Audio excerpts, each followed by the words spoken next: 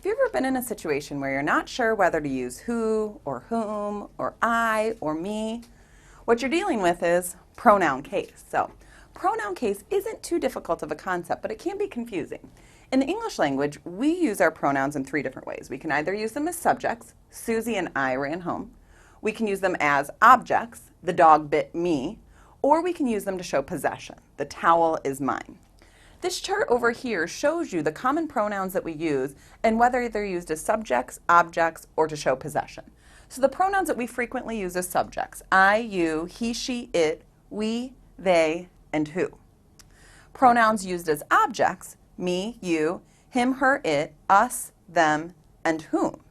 And then the pronouns used to show possession should sound familiar, my, your, his, her, its, ours, their, and whose. So the good news is the easy way to figure out pronoun case is to figure out what role your pronoun is playing in the sentence, and then from there, take a look at your chart, decide should it be the subjective pronoun, the objective pronoun, or the possessive pronoun. Let's look at some more tricks that'll help you figure this out. So the first trick I have is that after a preposition, no matter what, you're going to use the objective form. We know that prepositions take objects, so that makes sense. And then after a to be verb, no matter what, you're always going to use the subjective form. Let's look at some examples. My brother is way nicer than, should be nicer than blank. All right, so we have a subject in the sentence. All right, we've got a verb, and this is not the same thing as the brother. This is a different person, so it should be the objective form, which is me. My brother's way nicer than me. You wouldn't say my brother's way nicer than I. So that was a simple one. Here's one that I used to get scolded all the time for. Is Katie there? This is blank. This is she or this is her. Now I know it sounds more natural to say her, but let's see if that's the right form. So we've got Katie as our subject, and she's got a verb, she's being there, and it says this is, and whatever this pronoun is, me or she or her, replaces Katie. So it's a reference back to the subject. We call that a subject complement. If it's a reference back to the subject, we need to make sure to use the subjective form. So even though we would rather say this is her, the grammatically correct way to say it is this is she. There's the girl to blank I was talking.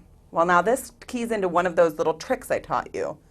To is a preposition. We know if a preposition comes directly to the left of our pronoun, we've got to use the objective form because our preposition needs an object. So this is the girl to whom I was talking, and that's a good trick for who or whom.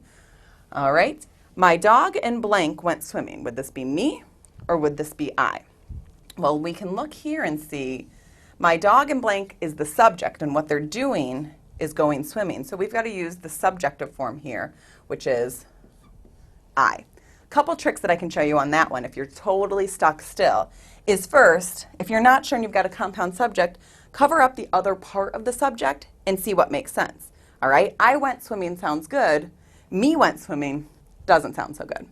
All right, the other trick would be, if you're still not sure, cover up your pronoun, look to the left. If you have a preposition, it should be the objective form. But we don't have a preposition here, and's a conjunction, so now we've got to look to the right. If you look to the right of your covered up pronoun and you see a subject, you're going to go with the objective form. But if we look here, we don't see a subject. We just see went swimming, so we know this needs a subject. Needs a subject, so we've got to be in the subjective. So hopefully these taught you a few tricks to help you decide on when to use those tricky pronouns.